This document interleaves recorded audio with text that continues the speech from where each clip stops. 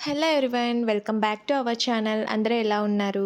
ఇదొచ్చేసి నా evening vlog అండి. Evening time ఇంకా రైస్ చేసేసి, పిల్లాడికి కొంచెం ఫీవరిష్‌గా ఉంటే సిరప్ ఏసేసి, ఇంక నేనిది ఓఆర్ఎస్ఎల్ డ్రింక్ అయితే కలిపిచ్చేసాను. రెడీమేడ్ పౌడర్స్ ఉంటాయి కదా!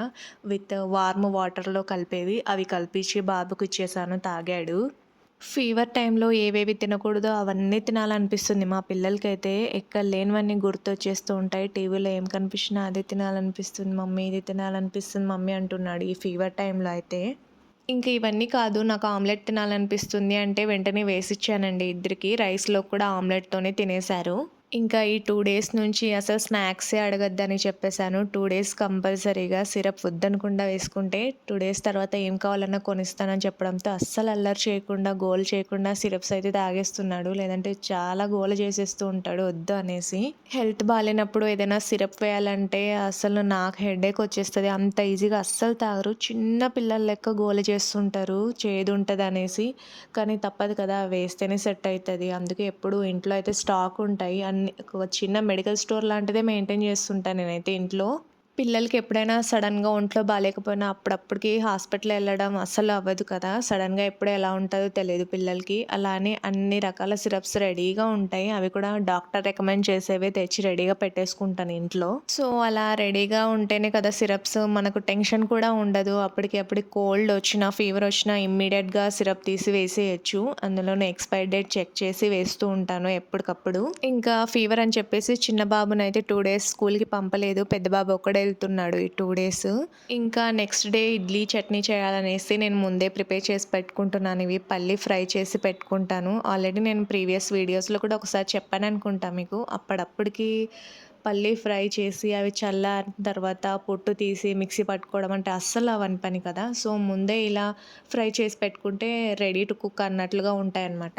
అందుకని ఒక చిన్న బాక్స్ మైను రెడీగా ఫ్రై చేసి పెట్టుకుంటాను పల్లీలు. ఎప్పుడైనా స్కూల్ టైమ్‌లో అయితే కంపల్సరీగా ఉండాల్సిందే నాకు. అప్పుడప్పటికి అస్సలు అవ్వని పని. ఇంకా నైట్ పిల్లలిద్దరిని పడుకోబెట్టేసి నేనైతే హాల్‌లో ఇన్‌కంప్లీట్ ఉన్న పనులన్నీ కంప్లీట్ చేసేసుకున్నాను. ఇవి బట్టలు మడత పెట్టడం వల్లనే, కిచెన్‌లో కొంచెం క్లీన్ చేసుకోవడం ఇవన్నీ ఉండే. పిల్లల్ని ఎదురుగా పెట్టుకొని పని చేసుకోవాలంటే 5 మినిట్స్‌లో అయ్యే పని నాకు హాఫ్ అన్ అవర్ వరకు చేస్తారు. ఎందుకంటే అవసరమైనవి, అనవసరమైనవి ఏవేవో పిచ్చి పిచ్చి ప్రశ్నలనేసి బుర్ర తినేస్తూ ఉంటారు. ఉన్న హెడేక్స్ అన్నీ సరిపోవని ఈ మధ్య మళ్ళీ ఒక కొత్త ప్రాబ్లమ్ వచ్చి పడింది. బయట మార్నింగ్ 5:30, 5:00 వరకి మిల్క్ బాయ్ వచ్చి పాల ప్యాకెట్ ఏసిపోతాడు. బట్ ఈ మధ్య ఒక పిల్లి వస్తుంది కొత్తగా.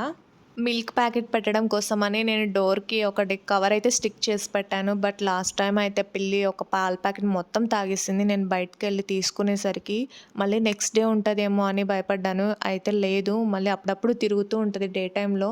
మళ్ళీ ఎప్పుడు మిల్క్ వచ్చి తాగేస్తదా అన్నట్లు నాకు అదొక టెన్షన్ అయిపోయింది. డైలీ మిల్క్ ప్యాకెట్ ఇంట్లోకి తెచ్చుకునేంత వరకు అదొక టెన్షన్ అయిపోయింది. లాస్ట్ టైమ్ ఉన్న అపార్ట్మెంట్‌లో అయితే మంచిగా స్పేస్ ఉండే ఔట్ సైడ్ షూ ర్యాక్ మీద బాక్స్ పెట్టి బాక్స్‌లో మిల్క్ ప్యాకెట్ పెట్టేవాళ్ళం. అయినా ఎప్పుడు పిల్లుల గోల ఉండేది కాదు. ఇక్కడైతే జస్ట్ 1 వీకే ఒక పిల్లి తిరుగుతా ఉండడం దాంతో టెన్షన్ అయిపోయింది. అసలు మిల్క్ డైలీ తాగేస్తే ఎలా ఉంటది పరిస్థితి? ఏం చేయాలనేసి. సో, ఇంకా ఈ పిల్లిదొచ్చేసి నాకు డైలీ అదొక టాస్క్ లాగా అయిపోయింది. పిల్లి ఈరోజు పాలు తాగి ఉంటదా? తాగలేదా? అలానే పెట్టేసిందా? అన్నట్లు అనుకుంటూ వెళ్లి డోర్ ఓపెన్ చేసి మరీ చెక్ చేసుకుంటూ ఉంటాను. తాగకుండా అలానే పెట్టేస్తే థాంక్ గాడ్ ఈ రోజుకైతే సేవ్ అయిపోయాను. మళ్ళీ రేపేం చేస్తుందో అన్నట్లు డైలీ టాస్క్ అయిపోయింది ఈ పిల్లితో. ఎందుకంటే ఏవైనా కూడా ఒక్కసారి ఈ టైంకి ఇక్కడ ఫుడ్ దొరికింది అంటే అవి రెగ్యులర్‌గా రిపీట్ చేస్తూ ఉంటాయి కదా! సో, నేనైతే అలానే అనుకున్నాను. ఏమో చూడాలి ఇంకా దీని గోల నాకు ఎంతవరకు ఉంటదో. సో, డైలీ ఇలా థింక్ చేసుకుంటూ ఎళ్తాననమాట బయటికి. ఏంటో కానీ పిల్లలు అల్లరి చేసినంత సేపే బావుంటది. వాళ్ళలో ఒక్కరికి బాలేకున్నా నాకే హెల్త్ బాలేదేమో అన్నట్లుగా ఉంటది. అసలు నాకు హెల్త్ బాలేకున్నా కూడా అంతగా ఫరక్ పడనేమో. వీళ్ళకి బాలేకుంటే అలానే ఉంటది. ఎవరికైనా అంతే కదా! ఇప్పటికైతే బానే ఉంది. క్యూర్ అయింది. నేను ఇంట్లో ఉన్న మెడిసిన్స్‌తోనే కొంచెం వరకు సెట్ చేశాను. యాక్టివ్‌గానే ఉన్నాడు. స్కూలుకి కూడా ఎళ్తా అన్నాడు. ఇంకా చూడాలి రేపైతే ఎలా ఉంటదో. రేపు మార్నింగ్ సిట్యుయేషన్ బట్టి ఇంకా వాడిని స్కూల్‌కి పంపాలా లేదా ఈరోజుకు రెస్ట్ ఇవ్వాలా అన్నట్లు అప్పుడు చూస్తాను. ఇంకా మీరు కూడా నా వీడియోస్‌ని రెగ్యులర్‌గా ఫాలో అవ్వాలంటే please subscribe my YouTube channel. Thank you everyone.